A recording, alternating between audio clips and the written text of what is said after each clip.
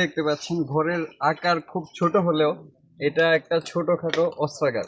মূলত দেশীয় এমন কোনো অস্ত্র নেই যে সিকান্দার মাতবর, যিনি ওরফে শেকো নামে পরিচিত এই এলাকায়, তার ঘর তল্লাশি করে আমরা মোটামুটি দেশীয় সকল ধরনের অস্ত্র পেয়েছি। আপনারা দেখতে পাচ্ছেন এগুলো ডিসপ্লে করা আছে। চাইনিজ কোরাল, বাঁশপাতি, যেটা হচ্ছে প্রাণনাশী বা প্রাণঘাতী অস্ত্র। সাথে সাথে উনি নিয়মিতই গাঁজা সেবন করেন এবং ইয়াবা আমরা পেয়েছি, যেটা উনি নিজে সেবন করেন এবং এলাকায় বিতরণ করেন বা ব্যবসা করেন, যে কারণে এই এলাকার তরুণ সমাজ ব্যাপকভাবে ক্ষতিগ্রস্ত।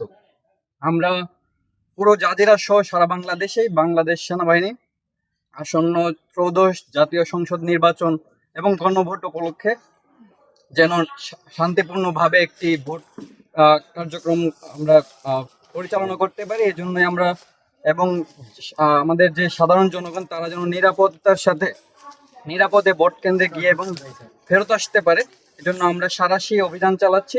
যত ধরনের এই প্রাণঘাতী অস্ত্র বা নাশকতামূলক কার্যক্রম পরিচালনার যত অস্ত্র আছে আমরা অভিযান করে উদ্ধার করার চেষ্টা করছি। আমরা সাধারণ মানুষের নিরাপত্তা নিশ্চিতে সারাক্ষণ চেষ্টা করে যাচ্ছি।